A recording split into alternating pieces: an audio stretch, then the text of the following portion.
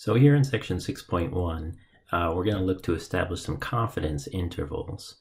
So we're going to start out by talking about what kind of values we use to estimate something in a population, and then go to margin of error, and then build up the confidence interval. Okay, so to start, we want a point estimate for the population parameter mu, the mean. So that's a single value estimate for a population parameter, in this case, mu, the mean. So if we're talking about the mean, it makes sense that the most unbiased point estimate of the population mean is the sample mean x bar. Okay, so in order to approximate mu, we're going to use the sample statistic x bar. All right.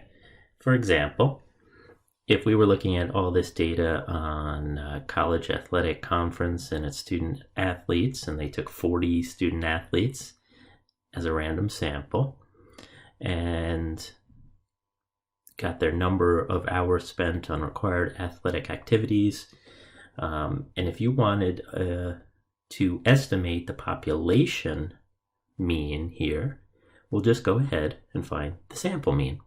So if you took all these values here, added them up, and divided by the number in our sample, you're going to get 21.1 to be x bar, our sample mean, and that's going to become the estimate for our population mean.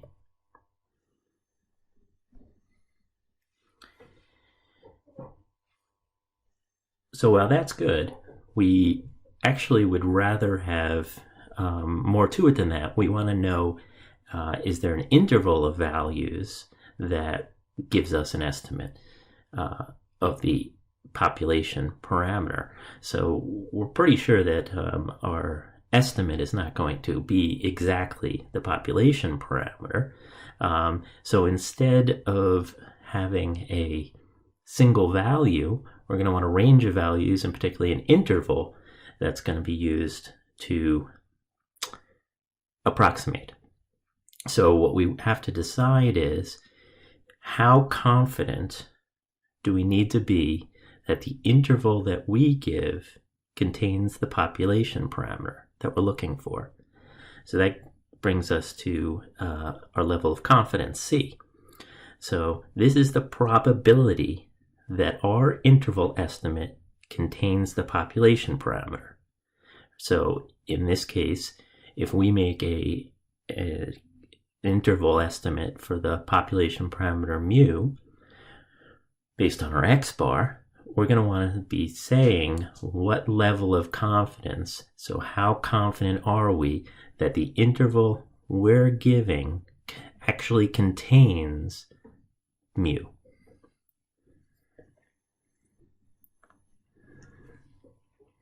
In order to do that, we need some critical values to establish our confidence intervals. So in the case of 90% confidence, what we'd be talking about is we want 90% of our area under our distribution to be between some negative z and some positive z. In other words, some negative critical z and some positive critical z. All right, so in order to do this, remember we have to go, the easiest way to find areas is from looking at areas to the left of a value.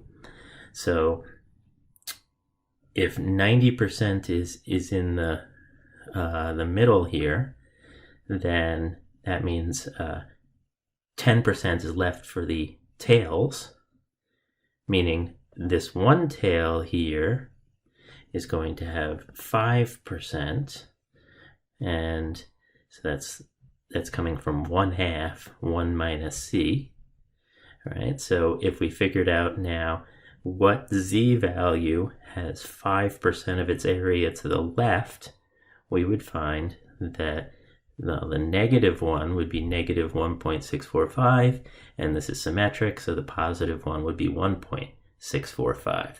And that's how we would establish some critical values.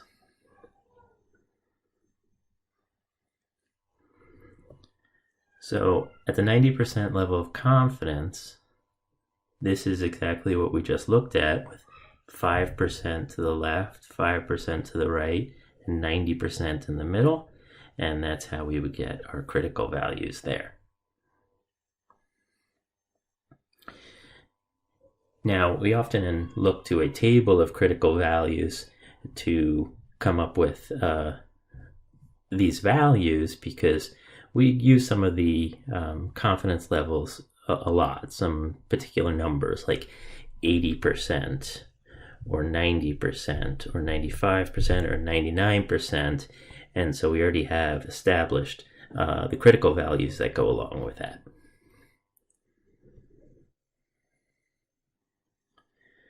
All right, so obviously, like we said before, there's going to be an error between the point estimate and the actual population parameter. We don't expect the point estimate to be exactly the population parameter value, so there's going to be some difference. So if we're talking about x bar and mu, the sampling error is the difference between those two. So x bar minus mu. But the fact is, we're not going to be able to really calculate this because we don't know mu. That's the whole idea. So mu is in general unknown. And x bar varies from sample to sample. Mu is not varying, but x bar does.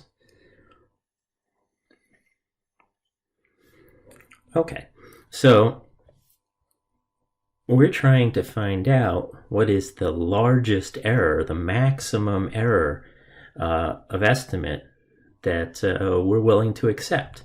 So that's our error tolerance. All right, so we're trying to put some sort of bound on that error that we were just talking about. So the way we can do this is we're going to calculate this margin of error based on the standard deviation of our sampling distribution. So again, we're calculating this this margin of error, and we're going to be using the critical z-value and the standard error, the standard deviation of the sampling distribution, which we remember to get sigma x bar would be sigma over the square root of n. So that's the only difference right there. Now we're doing the case here where we know the population standard deviation.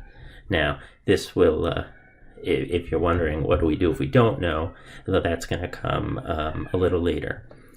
All right, so one thing we do need to make sure is that the sample is random.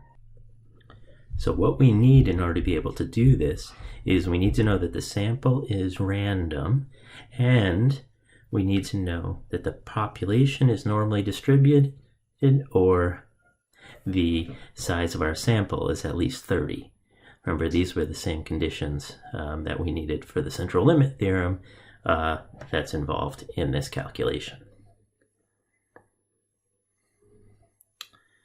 For example, let's say we wanted to go back to that first example and get a 95% confidence level to find the margin of error, the mean numbers of hours spent by those student athletes. So if we assume the population standard deviation is 2.3 hours, well, that's sigma.